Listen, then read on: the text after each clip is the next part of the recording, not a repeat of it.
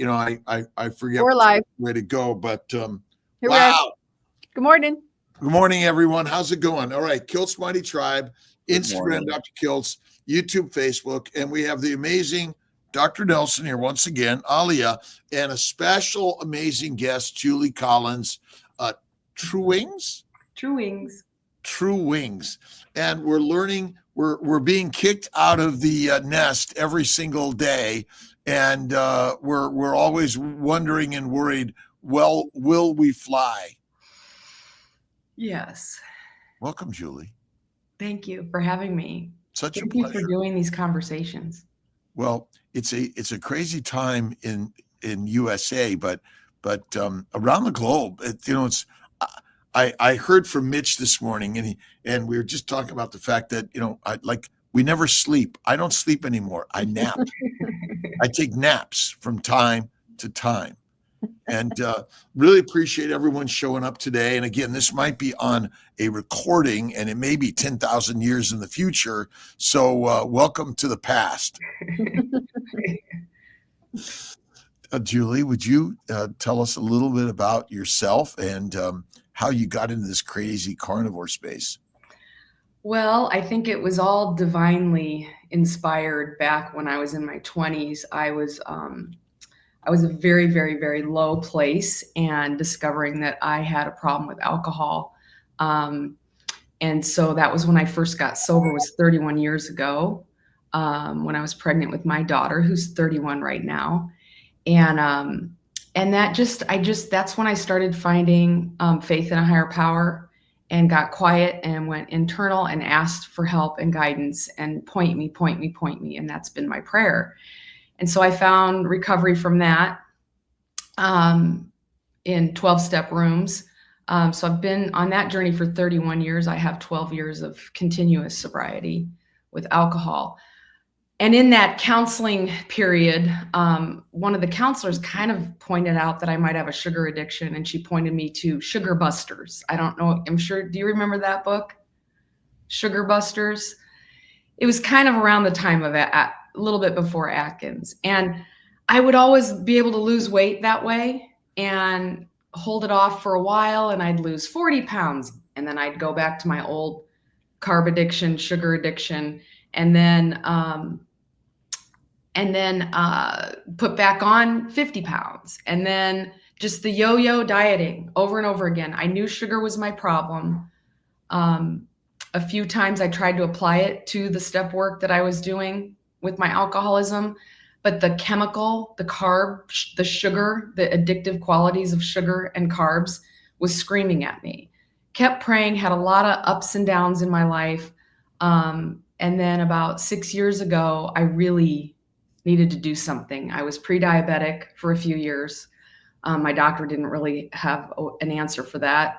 I had high blood pressure. I have maintained a 60-pound weight loss for 6 years. Wow. With about a 5-pound fluctuation in and around that.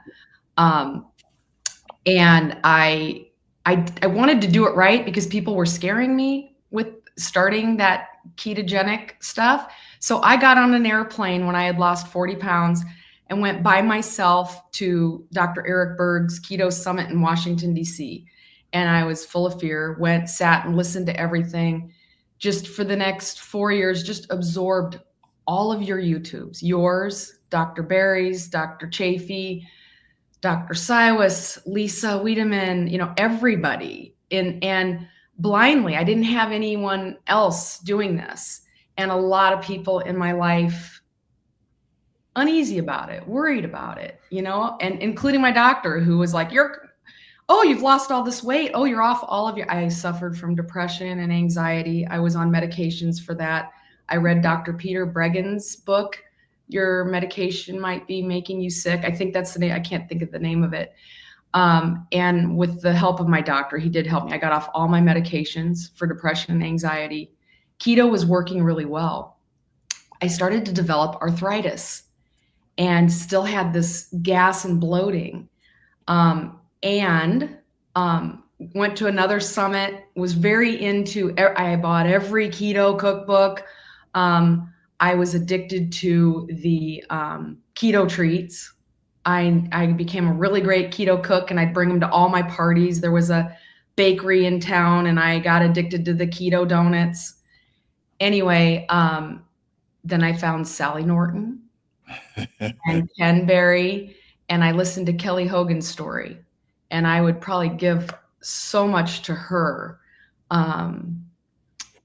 And I just dove in and tried the 90 days. I realized that the artificial sweeteners were an addiction as well. And I just thought, I'm just going to do this. I'm going to go on a little sabbatical. Socially, I'm going to commit social suicide. No one invited me anywhere to eat, which is fine. My husband is not carnivore. I had to kind of explain it to my kids, and they're like, well, what? We're worried about your heart, and all of that. But I just kept praying to God, point me, show me, teach me, lead me. And it almost makes me tear up because I did it alone, but I wasn't alone. I had God. And that's another part of staying sober, is having faith in a higher power. And my higher power today, goes by Jesus Christ. But in the rooms of recovery, that can be universe, that can be anything. My advice to people is find that higher power within or in the universe, wherever you need to. That's where I pull my strength from. And in that, I have the strength to handle the social issues that come along with carnivore. The people saying, what about your cholesterol? Well, what about, don't you need fiber? I can just gracefully now say, hey, this is working for me. And also, this does not work for everybody. I've got to have boundaries and remember not to push this on anyone. But I want to be a conduit for people that it might work for, and point them to the people that taught me. And you are one of those people. So that's my story. I feel better than I did in my teenage years. I'm 55. I lift mild weights. I jump on a reformer. I do a little bit of exercise now and again. I always take the stairs. There's a Jamie Seaman in Omaha, and I love following her. She's a total inspiration. Little things like that. So that's my story. I think my timer went out. I've been trying to time because I have the gift of the gab. Well, we all have a little bit of you in all of us, and a lot of bit of you in all of us.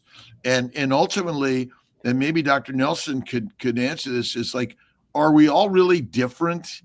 Because I imagine that all of us worry, have messed up, have had problems. I mean, I always go back to, I grew up in LA, kicked out of school in a gang, couldn't read, father in jail. Troubles seem to follow me, but I imagine that the troubles are created by whom? God. And I think Christ Carnivore, I'm working on my new book called Christ Carnivore, and ultimately everything happens the way it's supposed to always. I've never been alone. I had someone tell me that recently. There's been periods in my life where I felt very alone, and someone reminded me that I wasn't. And that helps me too when I start to doubt carnivore. When the way right now that there's so much pushback and knowing who to trust. And what I do love is your community. You all interview each other, and then it points me to someone else and someone else. And this year, I have branched out and I've joined Lisa Wiedemann's private group. I took the plunge and splurged on my connectivity, and I joined your group, and I joined Chafee's group. And now I'm doing a little coaching on Wednesday nights with Kelly Hogan. And I can't believe I did 6 years without connectivity with other people that understand what it does to you mentally, physically. I mean, I love my ribeye. And I go to my family functions and friend functions, and all I get is a steak, or all I get is meat. And it's become comfortable. It used to be so uncomfortable. My husband, we go out to eat with friends. I eat before I go. That's when I'll treat myself to a decaf, and I will sit and make it about connection with my friends. And try to really focus on looking at people in the eyes. And I get a lot of, well, aren't you going to eat anything? Well, I ate before I went. I have a plan today, and I stick to it. And I know that abstinence is much easier than trying moderation. I've tried moderation, and I don't have to weigh or measure my food anymore. Ken Berry kept saying, your body will, after a while, start to tell you when you're hungry and when you're full. And some people need 3 meals a day on carnivore. I do better on 1 meal a day. Maybe half the week I do 2 meals a day. I don't weigh or measure, but if you had to average it out, I probably eat between 1 pound and 1.5 pounds of meat a day, maybe 4 to 6 eggs, very minimal dairy. I haven't given up the coffee yet, though. Sorry. Do you think that our standard dietary habits actually have contributed to our brain dysfunction and feeling more fearful because of the damage to the brain from the plants and the lack of animal fat? For me, I know it. For me, I can feel it. And I also, if I'm feeling some of that, because I do a lot of journaling and I've been in recovery long enough that I know how to listen to my body now. And if I'm getting anxious or I'm getting mentally unstable and can't calm down, I have a freezer full of brown butter bites and I eat a chunk of brown butter. It's amazing. I can feel when the fat, I used to be on antidepressants and anxiety meds, and it's amazing how a brown butter bite or just literally taking a bite of a stick of butter works way better for me. And I can't describe it to anyone else. And it might not work that way for everyone else, but it does work for me. And what really weaned me off of the artificial sweeteners in the beginning and the habit of snacking, I literally made bacon every day. I had bacon on the counter. That was what I reached for. And my taste buds now, I eat the same things, basic things every day, and I don't feel deprived. People that say this is a deprivation diet, it's a freedom diet. Mm-hmm. I don't think about food. I don't have to, I'm not owned with the grocery store. And when I'm at the grocery store and I'm going down those aisles, I literally have this mantra in my head and I say, poison, poison, poison. I go, I'm in the poison aisle, poison, and it's just a retraining. And I don't feel deprived. I feel like I'm thriving. It's hard to, when you go to the supermarket, you mentioned that it's hard to go through where you're going to go and get some of the stuff you're buying. And it's hard for me to look at someone else's cart. And in my mind, I do become a little bit judgmental about the food that they're eating, because we are presented with thousands and thousands of boxes and bags and cans of stuff that they make us believe they're food, but they're Franken food. They're just fake food. They're not fit for human consumption because it's all making us sick. Well, and I have to be careful because my husband, he still eats his chicken pot pies. He loves his Haagen-Dazs. And the beautiful thing about carnivore is he can do that right in front of me and I don't want it. And he also doesn't have the damage and the broken metabolism and the addiction aspects that I do. He plays tennis every day. He is fit. He never has stomach issues. He can have Tate's cookies in the cupboard and have one, and next month he might have another one. So he has his own cupboard. He also has his own area in the freezer. I have the deep freeze and it is way too full of meat right now. I had to stop 2 subscriptions because I couldn't even keep up with it. All I have is meat and he can eat any of it. Ironically, he does now sit and have a ribeye with me. And I say, did you get a side, or can you find a side? And he says, I don't need one. But then the next night he might have a chicken pot pie, and I have to not get arrogant and I have to not get judgmental because he doesn't have my issues. I am the perfect candidate for carnivore because I had so much broken everything. I had IBS, I had prediabetes, I had gas, bloating, snoring, arthritis, my ankles. I had that edema in my ankles. I don't have any of that anymore. None of it. I was constipated my whole life. I've had about 16 colonoscopies from, okay, I forget that this is live and I invited a lot of my people I know to watch this. Sorry, everyone. We all have a rectum. I had rectal bleeding throughout the years, and I'd have to have colonoscopies from constipation. I have not been constipated in 2 years. So anyone that tells me this is bad for me, I just pray to God and say, don't listen to that, because I know my body now. And there is nothing better than being regular. I would say that even actually trumps my mental health. Being regular, not having stomach distress is life-changing. It's life-changing. I suspect that we all have the same problems. Dr. Nelson? Yeah, I was going to mention you'd like to say we're all outside. We might be different. Inside, we look the same and we work the same metabolism.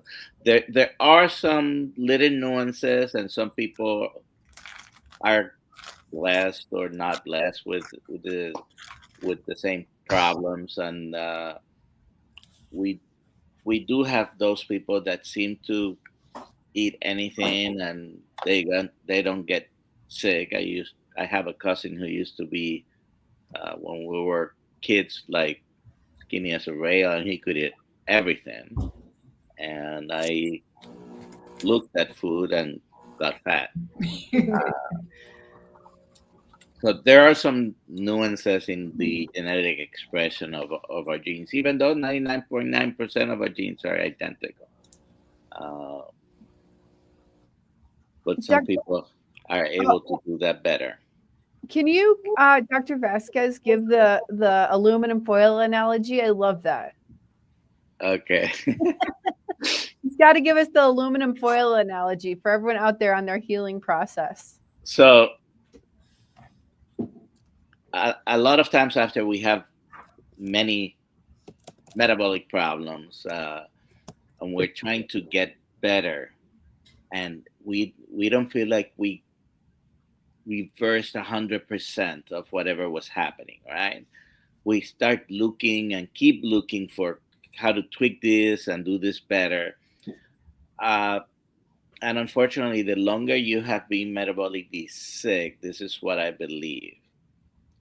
If you pull out some aluminum foil out of the box, okay, sometimes they come pre-cut, sometimes you have to tear them out, right? Usually it's very neat and look, shiny and no wrinkles at all, right? But if you take that aluminum foil and crump it up and make a ball, and then you start pulling out, and you have to sometimes do it very carefully because otherwise you can rip it completely out, right? But if you pull it out, you probably will you'll never be able to return it to the original, very neat, nice form. You're gonna have always some wrinkles. And does it work the same? It's gonna work the same for whatever purpose you're using it, right? But you might not be able to return it completely. So when someone has gotten improvement with whatever they're doing, and I cannot get to the maximum. I cannot reverse 100%. Sometimes you have to be patient, and sometimes you can strive to do that the rest of your life. You might still have some wrinkles there, and I think at some point you need to accept that. Yeah, I got some wrinkles. Move forward. Don't look back. I've got a lot of wrinkles, especially from weight loss, and I used to do Botox, and now I see these as beauty marks. Like I love my wrinkles now. I've earned these. I don't even wear foundation. I've gone to tallow and barely any chemicals. That also has helped. But yeah, so wrinkles can be a beautiful metaphor too. I embrace Compassionate Carnivore store. Our friend Emma and Katie, man.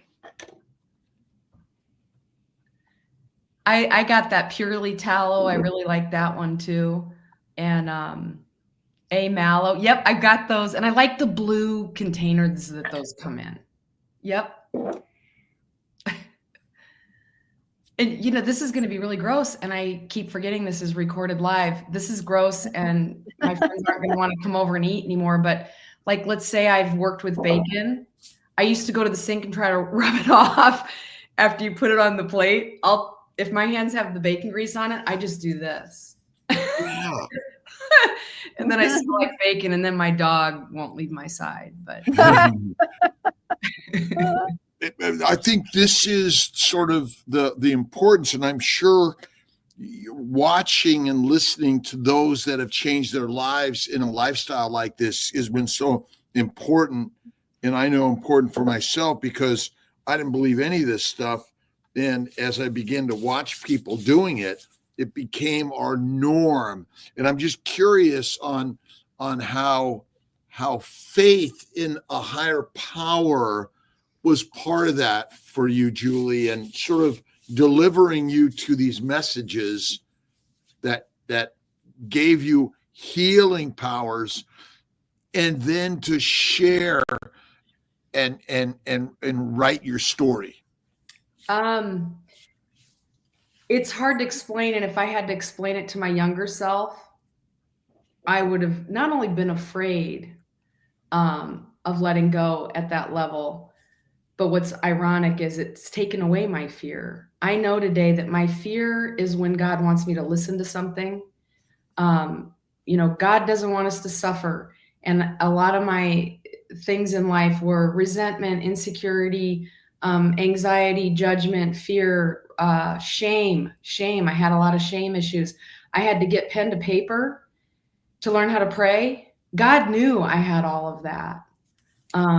And I was trying to pretend I didn't with the world. And then I realized, well, God knew. I'm not hiding it from anyone. And I had to find that quietness within and surrender and pray and ask. And I don't know how it works, but I know that God is listening, because how did I end up here? How did I find you? And Lisa Wiedemann and Ken Berry and all these people. I don't even know any of you. I've never met you in person, although I'm on that. I'm gonna get to one of these meetups. Austin, come to Austin despite the chaos. I'm gonna try. And but I will be there. God says I you will don't be have to there be alone, and you will find the people that see you. I'm rewriting my little poetry book that I wrote in recovery in my 20s because I ran out of copies. I give them away for free in recovery. And so I don't sell these. I've been blessed that I've just been blessed. So to give them away is a good thing for me that God wants me to do. And I'm rewriting it because I took pictures of robins last spring, and I had a zoom lens, and I was watching the parents nurture those baby robins. And when the final one left the nest, I was brokenhearted, and it saw its reflection after a rainstorm in a puddle of water. And I'm going to title my book, I See You, because I feel seen now by God. I don't need to be seen by anyone else. I'm lovable without proof. And I used to use food to hide the pain. And God said, no, you're going to talk about your pain with others and tell them that it doesn't have to define you anymore. And God can help you with that. And God will lead the way. And I've written new poetry that I'm going to add, and I will send you one. Should I read my little poem that I read to you? Would you please read your poem? So it's called True Wings. And there's a lot of poems in here. And I wrote these in recovery when I was in my 20s, when I was in a really sad, low place. And there wasn't a human being on earth that could have healed that, heard that, or seen, or, and I kept praying to God. And it's amazing that at 55 is when I finally found the carnivore, which is it's so weird. It's hard to explain to people. But to me, a child is love. Love is innocence. Innocence is patience. Patience is peace. Peace is God. And God to me is at the core of all of these things. God is a child. God is love. God is innocence. God is timelessness. God is patience. God is peace. God is all things great and small. And most of all, God is that child in us all. And I don't know. I feel like I'm taking care of my child now by feeding it the proper human diet. God is us all. Isn't that I true? love how you have said, God is me, God is you. And I've tried to share that in a lot of the groups and the people that I work with in recovery, that when a lot of people say, get out of your ego, don't think of yourself. But then there's also the saying, find the God within. That doesn't mean I'm better than anyone. Doesn't mean that I'm not better than anyone and I'm not less than anyone. Everyone has God inside of them. Even people that have done the worst things in the world has God inside of them. We just got to find it. And God already knows your pain. And I don't know why I'm going here so much with the carnivore diet, but I don't think I would have had the strength with society and the social pressures around food and Christmas and holidays and food and food and food and social. Well, people aren't going to invite me and people aren't going to include me and I'm going to be weird. I'm going to be strange. And, oh, they say that this is deprivation.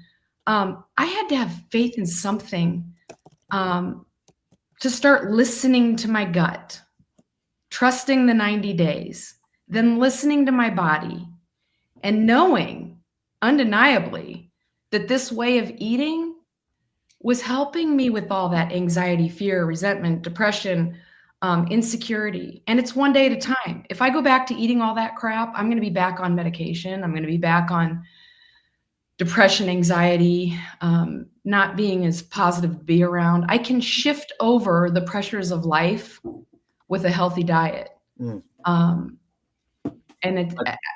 anyway. Poisoned by plants. Mm-hmm. Poisoned by plants. What do you do about worry?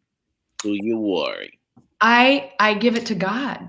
And I know now that when I am in worry, that I'm not in gratitude, that I'm not in love and acceptance of others. Usually it's fear-based, and God is the only one that can help me with my fears. And I find that through other people in recovery. I like to talk to other people that are on this journey that have, oh my gosh, this is why I love you, Dr. Kiltz. And then this one, I've been working on this one. Love it. Love and it. I use the Bible now. It's called the Life Recovery Bible. I'm in a Bible study where we use a different one, but I'm using the Life Recovery Bible because it really coordinates well with the 12 steps that I work on my issues with. I always say, who has no problems? Who? Dead people. Oh, yes. So I'm putting this out on YouTube and I'm going to regret it. And I'm going to be up all night. I've been suicidal twice.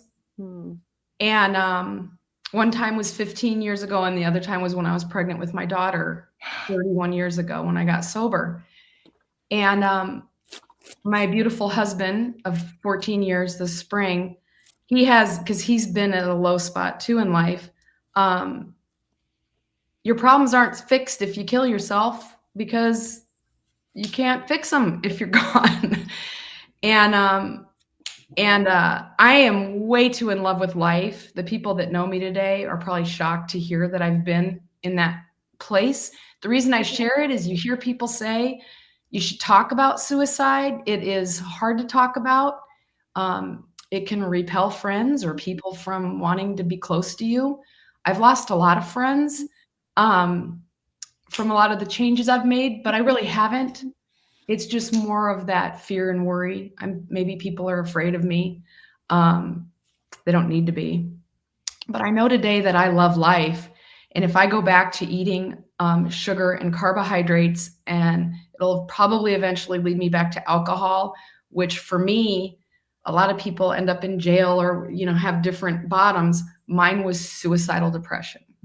I could not get out of depression with all that toxic. You held up that book. I know that vegetables for me are poison and toxic. They're not for everybody though. Like there's a lot of people that do keto that don't have that low spot. But for me, it's like this slow erosion, like you talked about with the tinfoil. And I can feel it in my brain. And I cannot get out of that sadness when I'm eating the stuff that's so addictive for me. That's not addictive for everyone. A lot of people that aren't addicted probably won't ever understand this, and they don't need to for me to have to know and believe that it's how I have to live. Without your challenges, troubles, problems, you wouldn't be the beautiful, amazing person you are. It's the gift. It's all the gift. And if we could look at yesterday and imagine the beauty of all of it, I think that's our biggest challenge, is to imagine that everything happens in perfection always. Step 12 is giving it back. I've been afraid to do something like this live. I do help people privately and anonymously. But if I hadn't found Kelly Hogan on Dr. Barry's video, and she loves Jesus and God is putting me where I need to be, I'm not going to go start a big YouTube channel. I can't be an influencer. I tried a little bit on TikTok and I've deeply embarrassed myself dancing with a spatchcock chicken. And all kinds of silly things. And my daughter, who's actually in the film industry, I can't keep embarrassing her that way. But I can do what I did here today and hope that some woman that is suffering from depression or bowel issues or arthritis or autoimmune disorder or fibromyalgia or the pressure of social eating and the fear of giving up the holidays, eating cookies with everyone, you can do it. You can do it. And we don't have to suffer. We don't have to grow old, getting prescribed medications for the rest of our life and saying, oh, well, we don't build muscle after 50, or this is just menopause. That's bullshit. I have built so much muscle. I mean, come on. That, and I still have some flab and all that, and it's beautiful, but I have more muscle today at 55 than I did at 50 and then at 30. And I can do all kinds of physical things, get up and down off the ground with my grandkids 16 times in one day. I couldn't do that 6 years ago. And so we don't have to surrender to the medication hill, and we don't have to surrender to social eating. You won't lose all your friends, or you'll get ones that support you. Surrender to God. Surrender and accept all of it in beautiful perfection.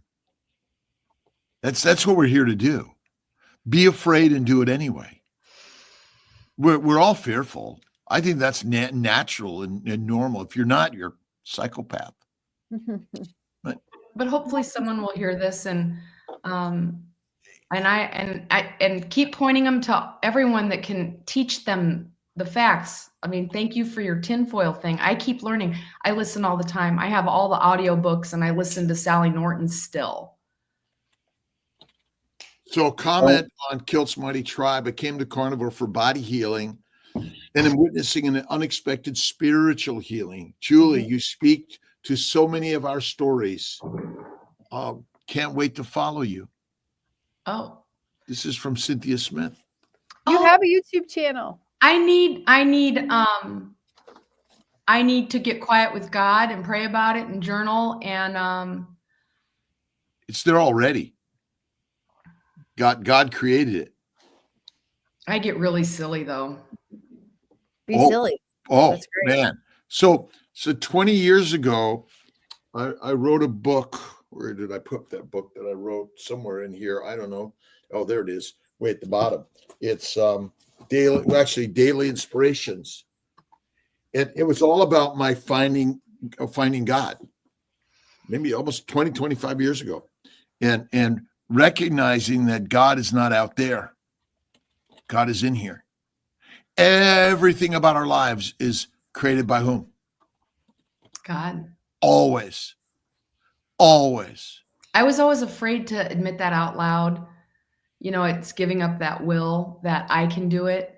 I can only do it with God. I have to take the action to watch the videos. I had to take the action to, and also trust. There's some influencers and people in the metabolic world where their stuff didn't work for me. I love Dr. Berg. He helped me get there, helped me get started.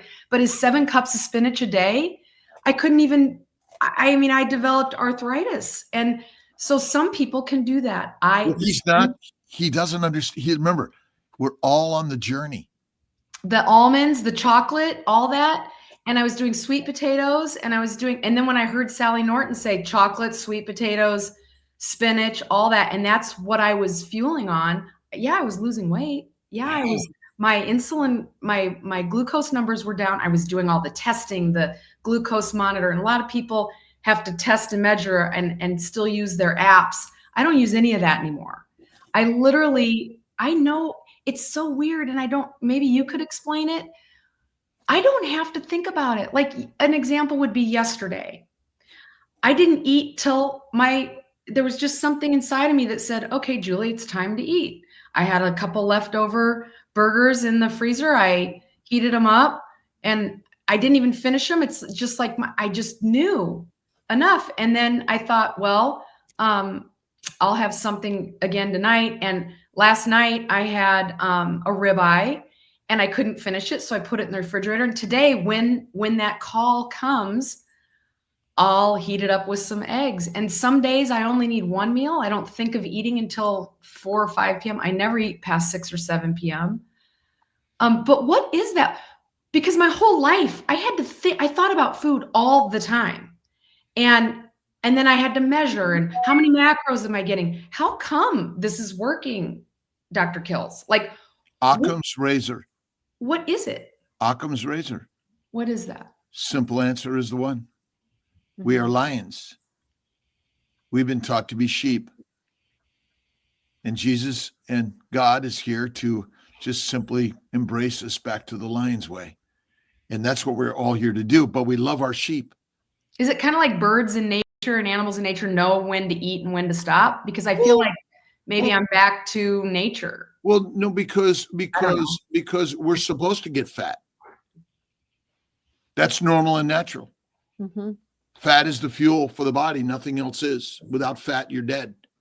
And being obese is not the cause of disease.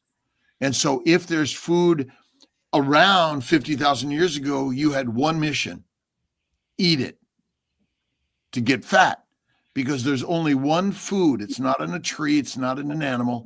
It's the fat on your body. So make fat so you could survive the hibernation, the migration, the gestation, the famines, the wars, the pestilence, disease.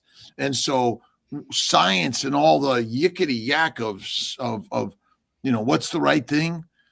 Only one thing: get fat. We live in a world of excess, though, and abundance.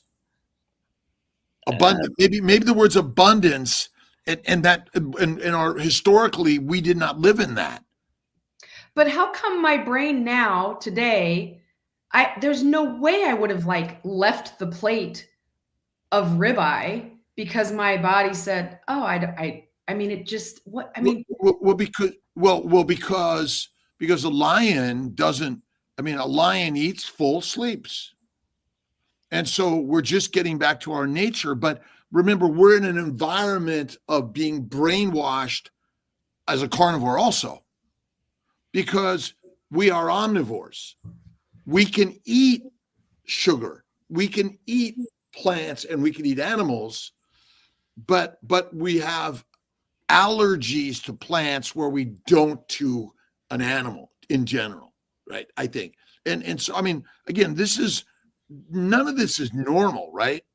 If there's an apple tree that's ripe and you're out in the middle of the jungle, and it's there, would you say, Dr. Nelson, that you're gonna eat it? If you're hungry, there's something that it's edible, you're gonna eat it.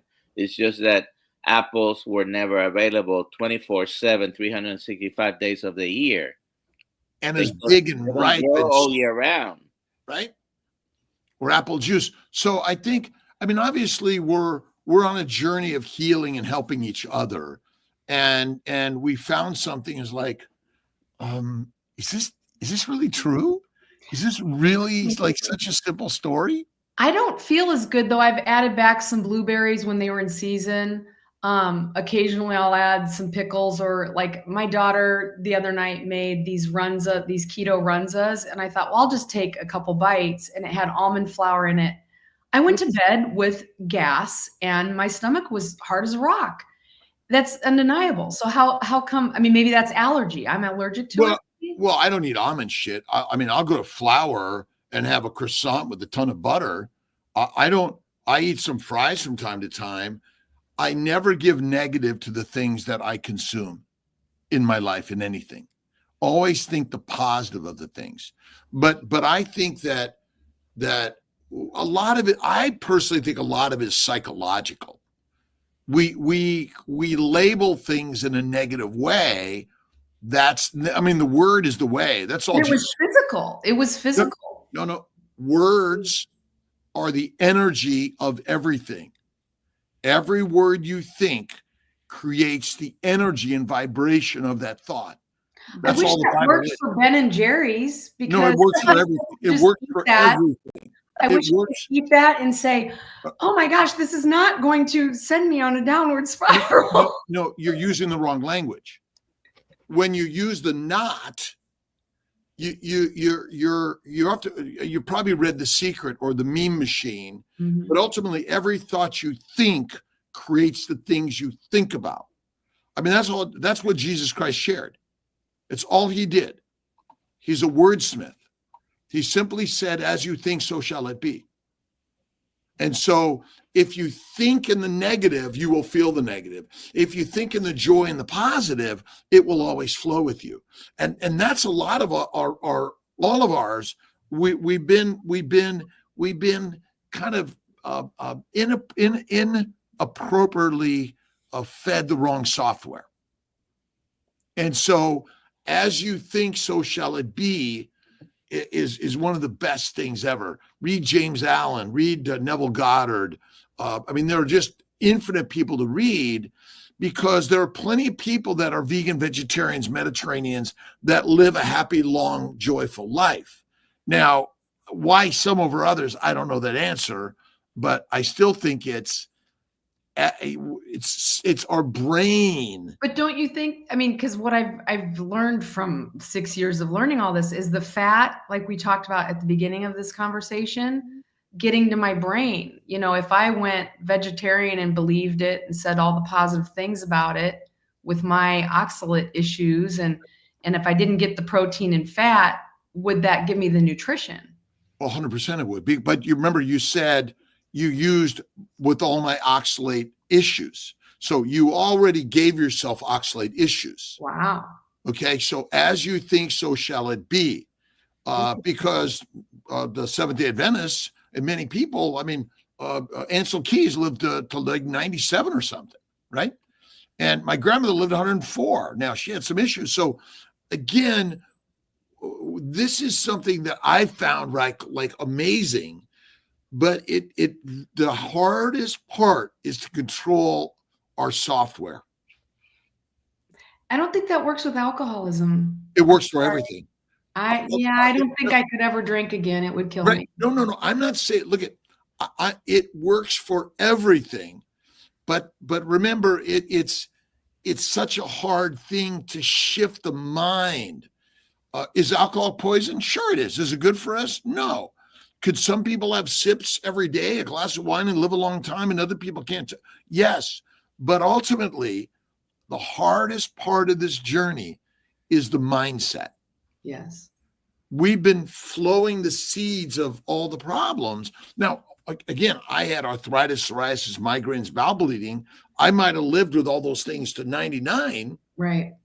And I did talk to Dr. Ovadi yesterday about my CAC score and all my numbers and things, and that's an interesting one. But this is the hardest one for all of us. I do think it's a little bit dangerous in that, coming from the alcohol standpoint, alcohol kills a lot of people. Alcoholism does, and I don't know, maybe I've been in that recovery world too long, but I cannot will that I can drink again. I can't with my mind say positivity. Oh, I respect that some people can, but when you are a true alcoholic and it reacts in your brain a certain way, only alcoholics can understand that. And you're not an alcoholic.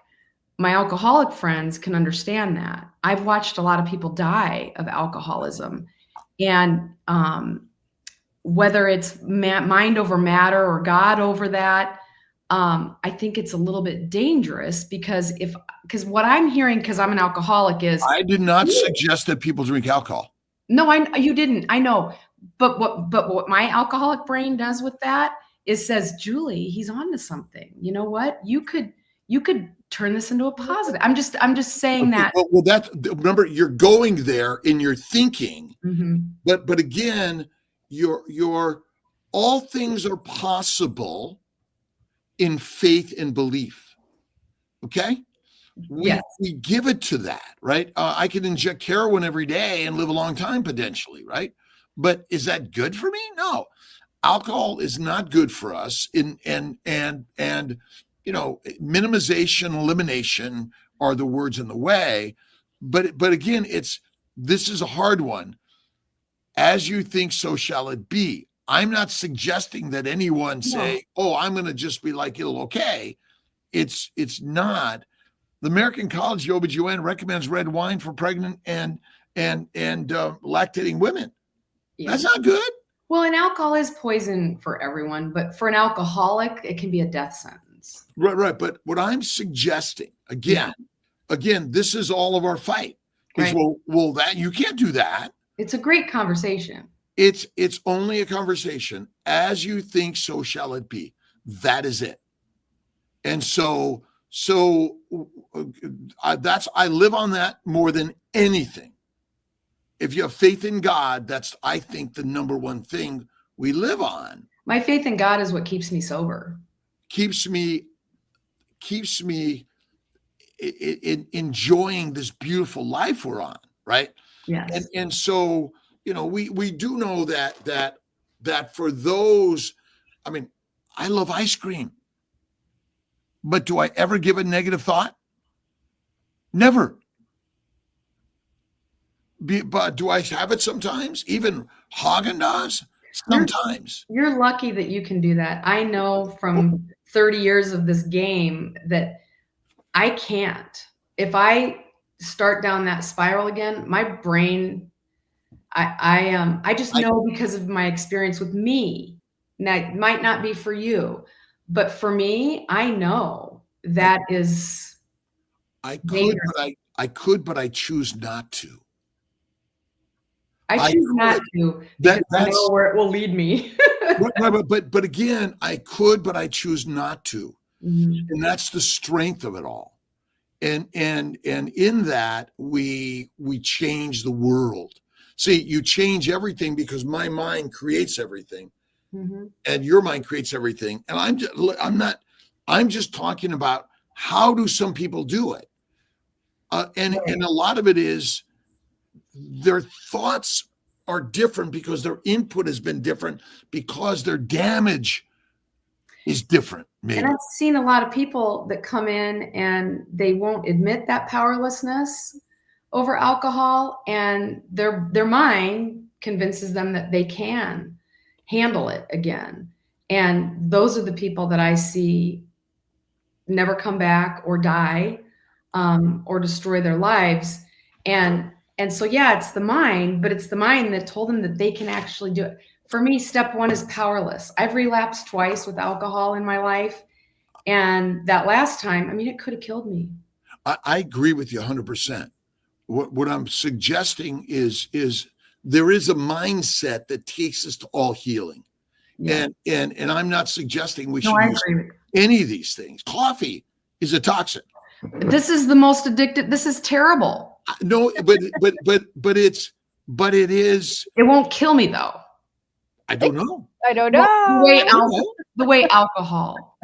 No doubt about it. No doubt about it. I no doubt about it. Yeah. And so tell us about your writing and what inspires you to write every day. My inner child. My inner child runs rampant. My close friends know what that means. I mean, I still love the pull my finger joke. I'm a 10-year-old. I love that I can embrace that side of me sober. I used to be the clown for everyone when I drank, and I've learned how to find that sober. And I my best poetry and my closest to God poetry is when I'm in the mind of that child. Sunrise, sunset, I see God. Birds, flowers, nature, eagles. You love eagles. We've got eagles where we live. Yeah. And, that's proof of God right there. My husband always talks about proof of God. When he eats an orange, he'll say, this is proof of God. He'll eat a peach. He's allergic to pears and apples and peaches, and he'll still eat them, and he'll break out and he'll say, I don't care. This is proof of God. So it's in those things that we can't create as humans that inspire me to write. And I go in spurts, though. I can go a year without writing. I can go a year without painting. And then all of a sudden I'll pour out 6 paintings. I paint with my grandchildren, and I try to have the activities that I do with them, the memories that I'm creating with them, around things like painting and playing and imaginative play rather than food. I'm going to show you 2 paintings that I did with my grandkids, and it's not food. It's not making Christmas cookies with them. They come to my place, they get bacon, and then we do things like, you're going to love these. My 2-year-old did that. I helped her. And then the 4-year-old did this. Yeah. I love the child within you. That's awesome. That's great work. This is my cousin's son, Philip, who made this when he was 4, like 20 years ago. And I keep it in my office, and ultimately, there's an artist within all of us. It's really it. I used to think I couldn't find that kind of joy giving up the food and the addictions. It's way better, and then you have something permanent. Creating, I think God wants us to create. Your content, these conversations, we may have disagreed a little bit. I've seen that with Barry and Chafee and everyone, and Dr. Westman, he's got a different viewpoint. And I love these conversations because we can all learn from each other. And I learned a lot of new things from you today. And I wasn't afraid to tell you about my addiction and that, alcohol will kill me. And my sugar addiction, Ben and Jerry's just might. Slower, but I can drive a car and eat a bunch of Ben and Jerry's. It's a slow poison, not a quick acting one. And sometimes we need to recognize that. Have you been to the Breaking Addictions group meetings in Healing Humanity Live? I want to. I got to get linked in with that. I am doing some stuff with Lisa Wiedemann. She's starting some different new little groups. Very excited about that. I've always craved and really wanted a 12-step group that is carnivore. There's all kinds of food addiction 12-step groups. So she's been kind of playing around with that, and she's amazing at trying to be a great bridge for recovery. She understands, carb sober. She understands that pull, whether it's mind or not, it exists.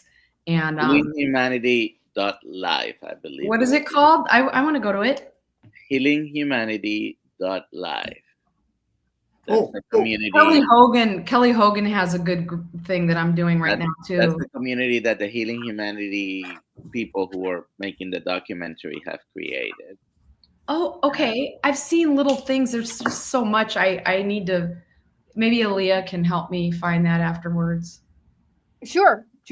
Actually, I have it on the screen because I wanted to talk about the Austin. I'll email you the link, but I wanted to talk a minute about the Austin meetup. Oh yeah. Who knows about the Austin meetup? Dr. Kiltz knows about the Austin meetup. Healing Humanity and Dr. Kiltz Austin meetup on March 3rd. I will put this link is March in 8th. March 8th. I'm dyslexic when it comes to dates. March 8th. Don't. And look who's gonna be here. The Texas boys. The Texas boys are husband and wife, and they have 10 kids, or it's like a family of 10. And they started carnivore because of Carrie's video. And we got Adam there, Laura Knight Hughes, Nia. She is wonderful, and Pastor Jimmy and his wife are going to be there. And also Jake Thomas is going to be there. He's not speaking, but he's coming. So there's a lot of cool people that are going to be there. I highly recommend you all attend. I'm going to try. Yeah. I'm going to have to drive. I'm in Dallas right now, but we're in the middle of moving. We're going to do 6 months down here. I just couldn't stand not being around the grandbabies more often. And then the sunshine, my two favorite things, my grandchildren and the sunshine.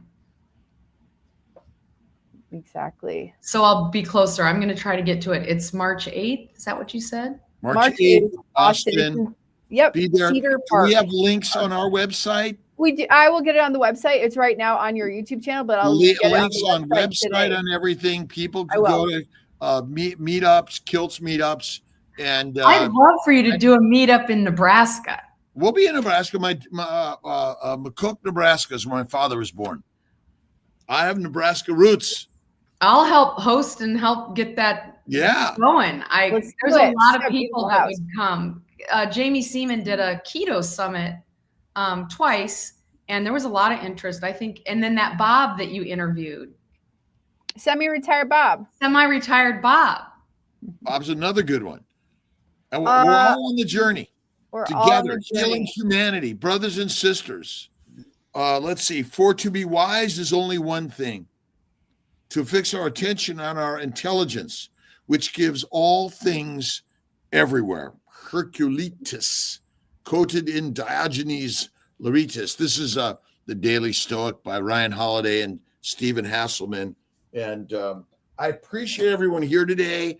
Let's get that meetup linked to all of our stuff that everyone could link and link and link. Dr. Vasquez, are you going to be there? I covered his face. Sorry. Probably not. Well, maybe we could get Dr. Vasquez there. And I want to talk about possibly Boston at the end of June. Yeah, we'll figure out a date for Boston for sure. Figure out a date for Boston. We're not doing it Mother's Day. We decided that yesterday. Bad time. We'll figure a date. We'll figure the date. We'll figure the day and the date. All right, everybody. Now it's time to see who won some Kiltz merch. I'm giving everybody another second to add their thing. Ontario, Canada. People want you everywhere, Dr. Kiltz. I got to send you on a world tour. Yeah, we're going everywhere. We're going to do it. We're going to bring Julie there and Dr. Vasquez. Ontario, we got Mike. Polish Mike. Mike, please send me your address. Mike T. Awesome, brother. Yay, Mike. Woo! Yeah, we need to start thinking about our Kiltz Health organ meat supplements and liver supplements. We're linked with Bighorn Mountain Farms in Buffalo, Wyoming. Great, amazing Wagyu meat. Wasn't that the best meat ever? Oh my God. Oh. I ate so much food, I was going to throw up. And then I kept eating. and to my Instagram and YouTube and Kiltz Mighty Tribe, you have to come over to YouTube, Facebook to put in the hashtag. And I think hashtag Kiltz wins every time, but we'll figure it out. Julie, you're a rock star. We so appreciate your energy, healing, and sharing everything you're about, and putting it out there. Private groups. Where's your most favorite private group right now? So that's funny. There's a saying in the rooms that I found God and sobriety in, anonymity at the level of press, radio, and films. So I hesitated to even bring up 12-step recovery. It had, and I could talk for another hour about why they keep it that way and why we keep it that way. Share your message. But I can share it in a indirect way. I think there's people doing that. And so maybe I will start a little YouTube channel. I don't really know how, maybe just start making videos, but lives. I also, I keep my Instagram and Facebook private just because I fear going public, but maybe I need to branch out. Then I can't post pictures of my grandbabies if I go public. However you Oh, I could start another one with like True Wings and not even use my name. however you wish to be, people will find you, and sharing the words that you've inspired people, because there are a lot of we all have it within us. Well, if I do it, can I have you come do a conversation with me on MySpace? Yes. I don't know. I don't like to talk. Be careful what you're encouraging, because we can talk about art and clay and painting and God. Mud. And meat and fat. Mud, meat, master meal. You either eat animals or you eat plants. I kind of wish I could eat plants. Well, you could. You just got to know which ones and how to cook them. I'm trying to slowly figure that out. But no, you could, but I'm not saying you should. I could do anything. I could go back and have a scotch and water with the twist, and oh my God. You could, but you that choose makes my mouth water. not to. I mean, you choose not to. I choose not to. I always say I could have and do anything. This is what I choose. They call it playing the tape. If I played the tape on what alcohol does to me, I don't want that anymore. And so you choose not to, because it brings about negative energy. And that's how I look at it. I lose my true self. It buries that inner child and stomps on her. It brings about the mission of the plants and the microbes that make alcohol in order to control and kill. Yeah. It's all it is. One day at a time. There are 2 days this week I cannot do anything about. Yesterday and tomorrow. I love you. I don't know you very well, but I've really enjoyed you. Thank you.